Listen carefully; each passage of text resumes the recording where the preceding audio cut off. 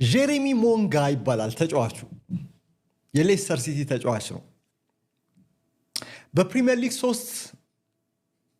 ሶስተኛው በእድሜ ትንሹ ተጫዋች ተብሎ ሁሉ ተጫውቷል። ቀበሮቹ አሁን ወደ ሶስተኛው እርከን መውረዳቸው ይታወቃልና አሁን ይህን የ16 ዓመት ተስፈኛ ወጣት አርሰናል ሊያስፈርም ተስማምቷል የሚሉ ዘገባዎች ሲወጡ ቆይተዋል።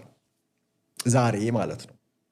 ቶክ ስፖርት ደግሞ የቢቢሲ ሬዲዮ 5 ፕሮግራም አርሰናል ከሞርጋን ሮጀርስ ወገኖች ጋር በግል አንዳንድ ድርድሮችን ጀምሯል ብሏል። ይሄ ቶክ ስፖርት እንግዲህ ቤን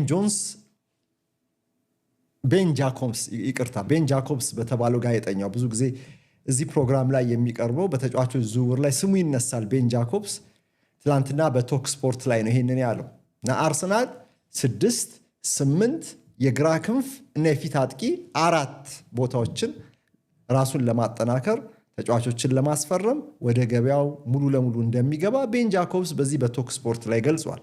የሞርጋን ሮጀርስ ጉዳይ የዚህ አንድ አካል ሆኖ ግን አሁን ተጫዋቹን ደግሞ በግል ጥቅማጥቅም ጉዳዮች የእርሱን ወገኖችን ለማነጋገር አርሰናል አንዳንድ ግንኙነቶችን እንደጀመረ ነው ጋዜጠኛው